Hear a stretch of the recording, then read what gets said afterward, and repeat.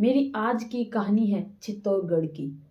चित्तौड़गढ़ में एक परिवार जो अपनी ज़िंदगी बहुत खुशहाली से जी रहा था, लेकिन उनके साथ कुछ ऐसा हुआ कि लड़के ने अपने छोटे भाई और अपनी माँ को डंडे से मारकर हमेशा हमेशा के लिए अपने से दूर कर दिया।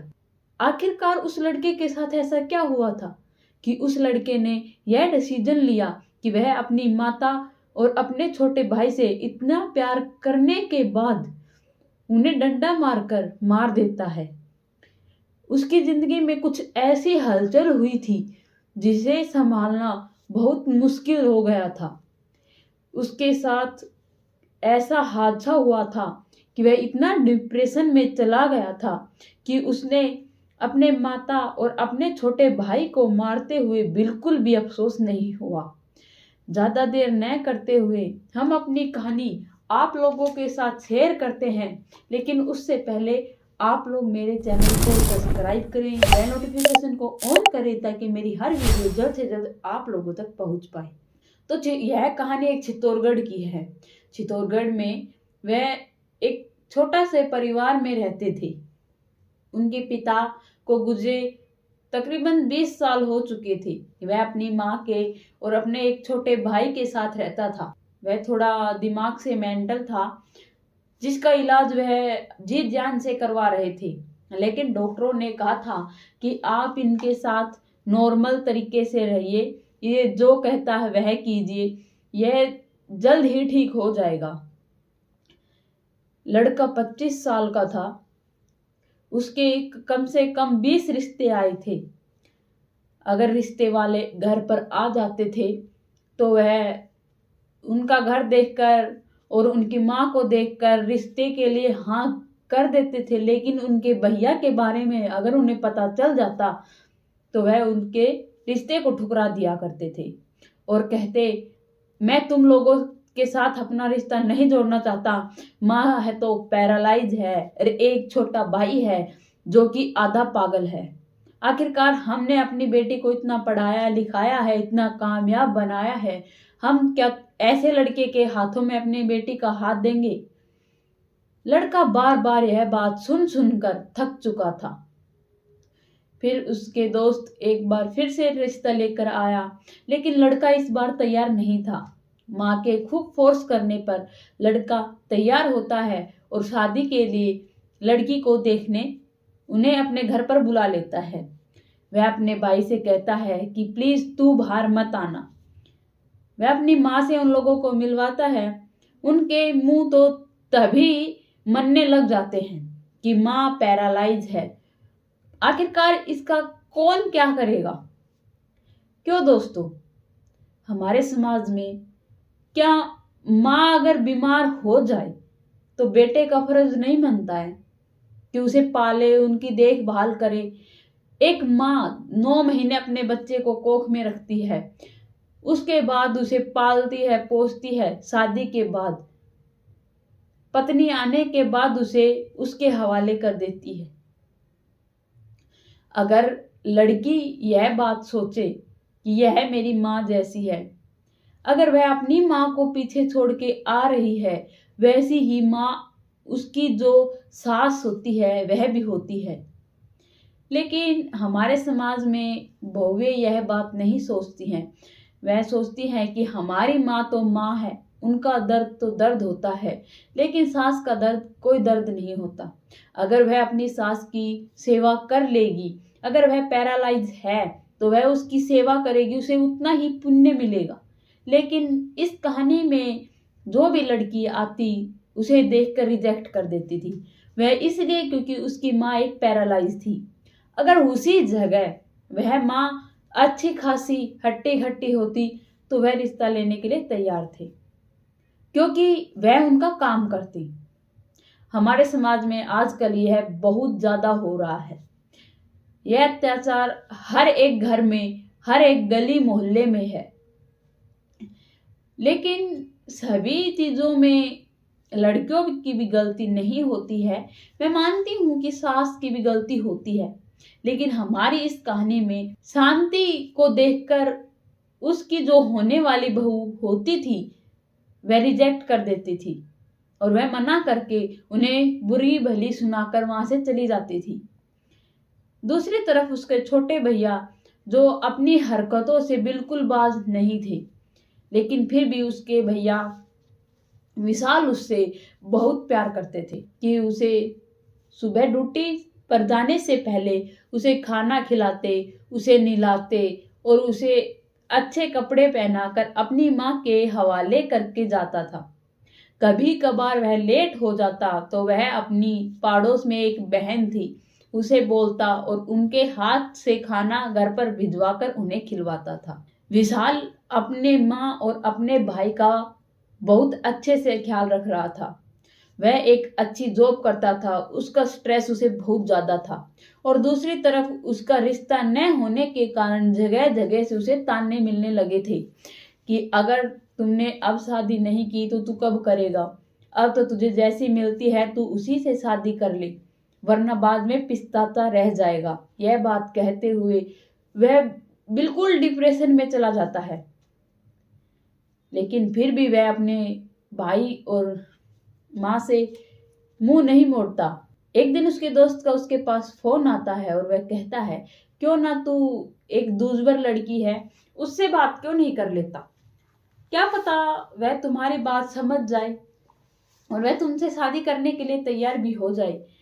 तभी वह मना कर देता है। दूसरी तरफ उसके पास एक और उसका फ्रेंड बैठा था जो कहता है, क्यों भाई विशाल, तू सेकंड हैंड लड़की के लिए मना क्यों कर रहा है, अगर उम्र चली गई तो बाद में पछतावे के अलावा कुछ नहीं बचेगा।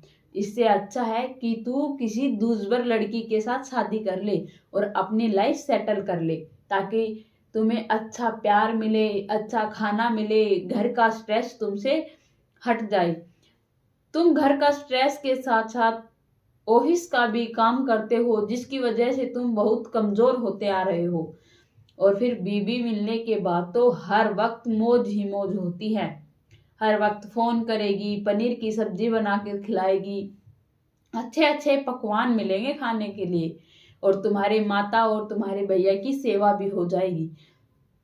यह बात सुनकर विशाल थोड़ा सोच में पड़ जाता है और वह अपने फ्रेंड को वापस फोन करता है और कहता है, ठीक है यार, अगर वह लोग तैयार है शादी के लिए तो ठीक है, तुम कर लो उनसे बात, हाँ लेकिन उस लड़की से पहले मैं एक बार मिलना चाहूंगा। वहीं के एक पास के गार्डन में लड़की को बुलाकर वह उससे मिलने जाता है।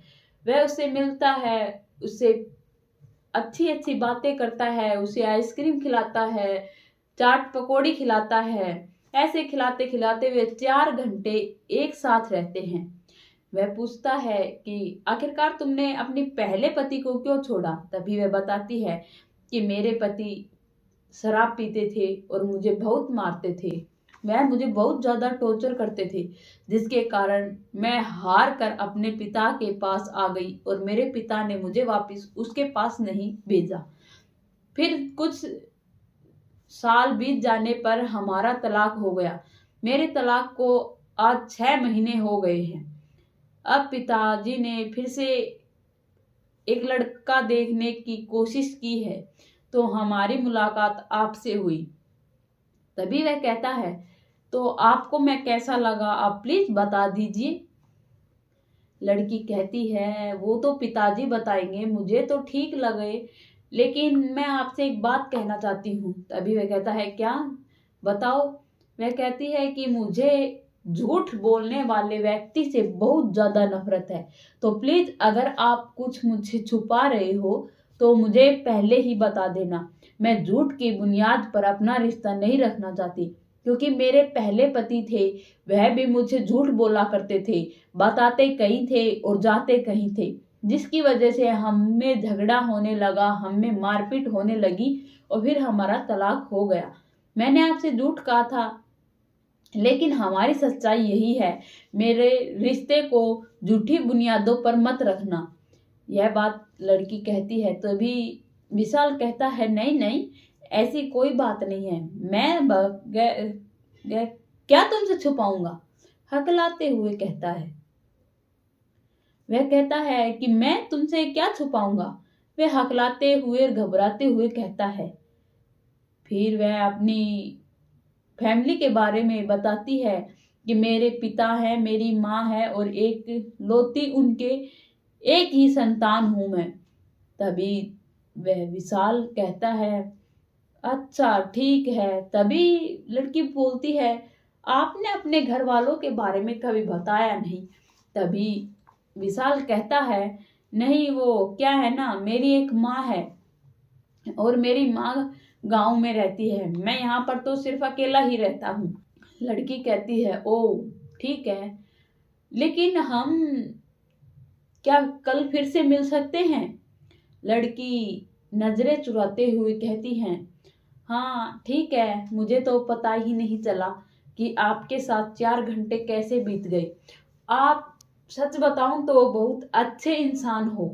क्या पता हमारी शादी के बाद हमारी लाइफ बहुत अच्छी बीतेगी।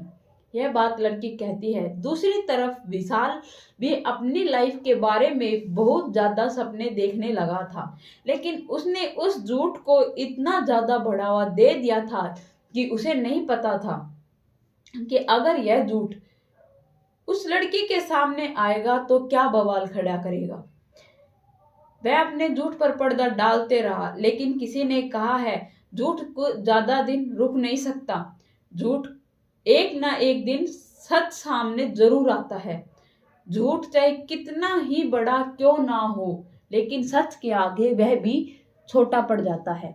ऐसा ही हुआ विशाल के साथ। वह लड़की उसके साथ बातचीत करती, उससे फोन पर कांटेक्ट बनाने लगी। एक दिन उसके भैया ने फोन उठा लिया और वह उसके साथ हंसी मजाकों के साथ बातें करने लगा। शालू को उस पर बिल्कुल भी शक नहीं हुआ, क्योंकि वह सोच रही थी ये तुम्हारे साथ मजाक कर रहे हैं, ये तुम्हें उल्लू बना रहे हैं, जो कि तुमने नहीं मानना। क्योंकि उसे ऐसा ही लगता था कि उसके घर में वह सिर्फ अकेला रहता है, तो उसका फोन उसके अलावा और कौन उठा सकता है। तभी विशाल वहां पर आ जाता है, जो अपने भाई संजीव को अपना फोन पर बात करते देखता है तो वह घबरा जाता है और उसकी तरफ जाने ही लगता है। तभी उसका भाई संजीव कहता है कि आखिरकार आप है कौन, आपका क्या नाम है। तभी वह बताती है कि मेरा नाम श्यालू है। तभी संजीव कहता है, ओ वाह, कितना गंदा नाम है आपका, मेरा तो बहुत अच्छा नाम है। यह बात वह कहता है तो भी वह कहती है, अच्छा तो आपका क्या नाम है। यह बात वह बोलने ही वाला था, तभी उसके भैया उसके हाथ से फोन खोसते हुए उसे धक्का मारकर अपने रूम से बाहर निकाल देते हैं। लेकिन वह अपने प्यार में इतना अंधा हो चुका था कि उसे नहीं पता उसने अपने भाई को धक्का मार के घर से बाहर निकाला है। उसे इस बात का नहीं पता था कि उसने अपने भाई को जो धक्का लगाया है वो किसी के जाकर लग भी सकता है। उसके भाई संजीव तब बाहर की ओर जा रहा था। उसका बैलेंस न बनने के कारण उसका सर बीच से टकरा जाता है, उसे कुछ चोट आ जाती है। दूसरे दिन ही वह लापता हो जाता है। उसकी माँ और उसकी एक जो मुंह बोली बहन थी वह उसे ढूंढने के लिए आसपास के सभी घरों में जाकर आ चुकी थी, लेकिन उसका कोई पता नहीं था। दूसरी तरफ विशाल अपनी ड्यूटी पूरी कर कर अपने घर आ ही रहा था। वह तब घर पर आके दरवाजा नॉक करता है तो कोई न खोलने के कारण वह चिंतित हो जाता है। फिर उसको दिखता है कि माँ और उसकी मुंह भोली बहन बाहर खड़ी हैं। वह उनसे जाकर पूछता है कि आप लोग बाहर क्यों हो और घर आज बंद क्यों है। यह बात कहकर वह सोच ही रहा था, तभी उसकी बहन बोलती है कि आपके भाई संजीव यहाँ पर नहीं है, वो सुबह से लापता है और उन्होंने खाना भी नहीं खाया है। यह बात कहते हुए वह रोने लग जाती है। तभी वह कहता है, आप लोग रो मत, मैं उसे ढूंढकर अभी लेकर आता हूँ। वह अपने भाई को ढूंढने के लिए हर जगह, हर गली मोहल्ले में अपनी बाइक पर बैठकर चक्कर लगाता है, लेकिन उसे अपना भाई कहीं नहीं दिखाई देता। फिर उसे एक पार्क में एक कुर्सी के ऊपर बैठा हुआ दिखता है। तभी वह बाइक साइड में लगाकर उतरने ही लगता है, तभी एक बैलून वाला उसके पास से जाने लगता है। वह उस बैलून वाले से कहता है, रुको भैया, और ये एक बैलून मुझे दे दो।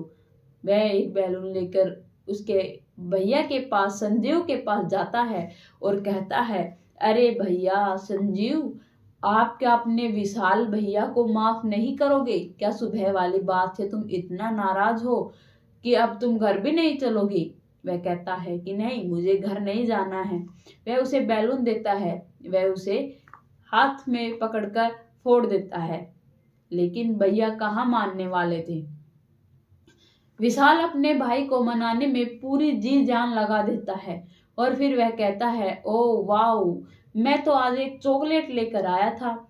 मुझे नहीं पता आज मेरे भैया इतने रूठ जाएंगे। लगता है यह चॉकलेट मुझे अकेले ही खानी पड़ेगी। यह बात सुनते ही संजीव उसकी तरफ देखता है और कहता है, नहीं, मैं मान जाऊंगा और मैं यह चॉकलेट खा लूंगा। यह चॉकलेट मुझे दे दो। तभी विशाल कहता है, ठीक है, मैं तुम्हें यह चॉकलेट दे दूंगा। क्या तुम मेरे साथ घर चलोगे? तभी वह कहता है, हाँ ठीक है। फिर विशाल उसे कहता है कि यह सब बात तुम माँ को नहीं बताओगी, नहीं तो माँ टेंशन ले लेगी और वह बीमार पड़ जाएगी। छोटा भाई संजीव इतना भी नादान नहीं था। वह हर बात सोचता था, समझता था, हर एक बात पर गौर करता था, लेकिन उसे अब तक इतना नहीं पता था कि कब क्या करना चाहिए। वह हर वक्त दुखी हो जाता था कि उसके भाई के लिए कोई रिश्ता आता है तो वह उसे देखकर रिश्ते के लिए मना कर देते हैं। उसे बहुत गिल्टी फील होता था। लेकिन दूसरी तरफ विशाल अपने भाई की वजह से अपना रिश्ता टूटने पर भी उस पर कभी गुस्सा नहीं किया। वह अपने भैया को राजा की तरह रखता था। लेकिन सालू को अपनी जिंदगी में आने के बाद वह संजीव पर एक बार हाथ उठाया, जो कि संजीव को बहुत बुरा लगता है। दूसरी तरफ विशाल अपने झूठ को इतना बढ़ावा दे चुका था कि उसे संभालना मुश्किल हो गया। दूसरे ही दिन शालू और उसके पिता उसके घर पर बिन बताए आ जाते हैं। तभी वह ऑफिस के लिए निकल ही रहा था तो शालू और उसके पिता उसको बाहर ही टकरा जाते हैं। तभी वह कहते हैं, अरे आप लोग यहाँ? तभी शालू कहती है, सॉरी, वो हमें बिना बताए यहाँ पर आना पड़ा। वो क्या है ना, पिताजी इतनी जबरदस्ती कर रहे थे कि मुझे विशाल का घर देखना है, उसका घर परिवार देखना है, क्योंकि पिता नहीं चाहते कि जो मेरे साथ पहले धोखा हुआ था वो कभी अब फिर से न हो जाए। वह अपनी तसल्ली के लिए यहाँ पर तुम्हारा घर देखने आए हैं। अगर तुम्हें कोई एतराज न हो तो क्या हम आपके घर में आकर आपका घर देख सकते हैं? तभी विशाल सोच में पड़ जाता है कि अब तू क्या करेगा।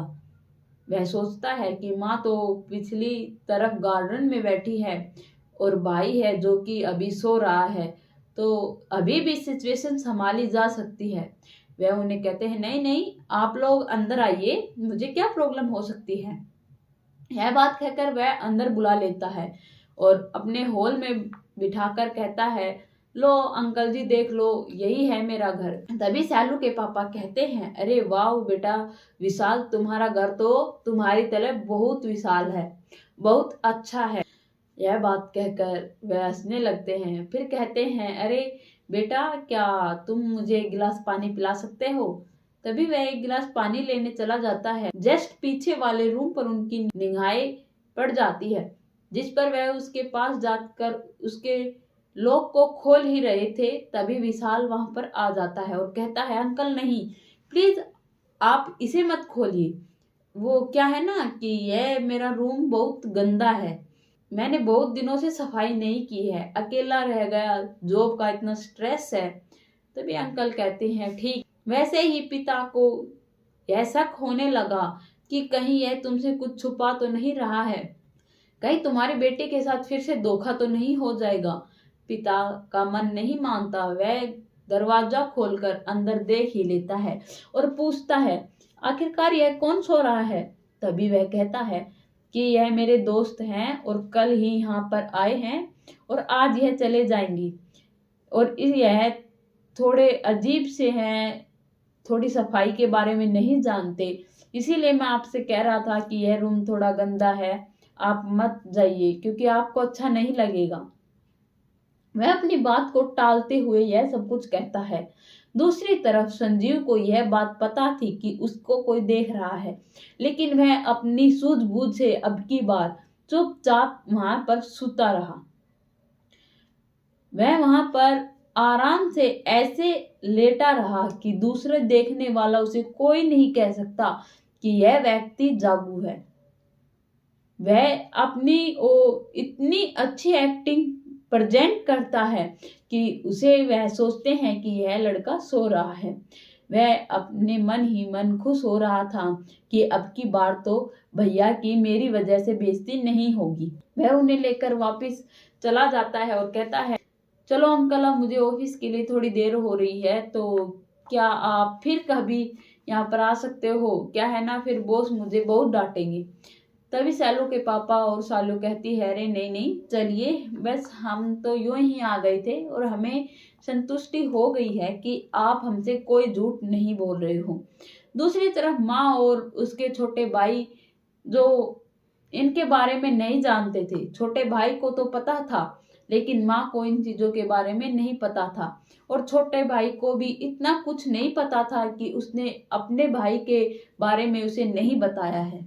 कुछ दिन बीत जाने पर उनकी शादी के मुहूर्त निकलवा लिया जाता है और वह कहते हैं कि बेटा, अगर तुम्हारी रिश्तेदारी में से तुम बता दो कि कितने लोग आएंगे तो हम उसी तरफ से अपना एडजस्टमेंट कर लेंगे। तभी विशाल कहता है कि मेरी तरफ से कोई नहीं आएगा। तभी वह कहते हैं, आखिरकार क्यों?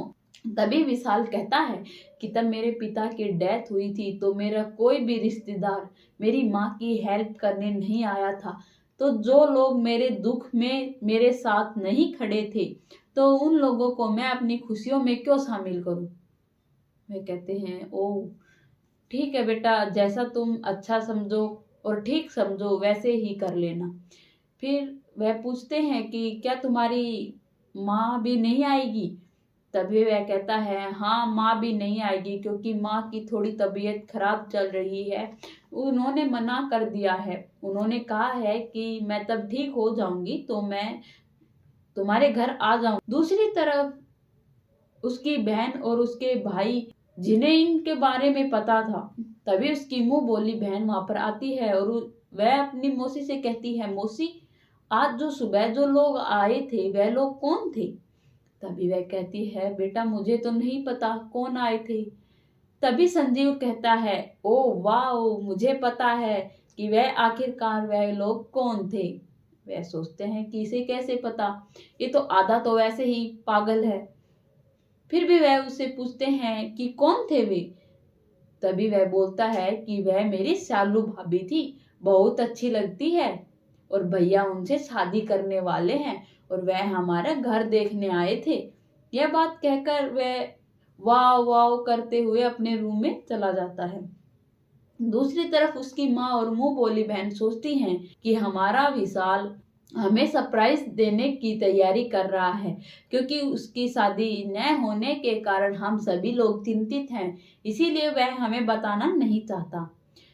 शादी की डेट फिक्स हो जाती है, शादी के मुहूर्त पास आ जाता है, तब वह अपनी शादी करने ही वाले थे।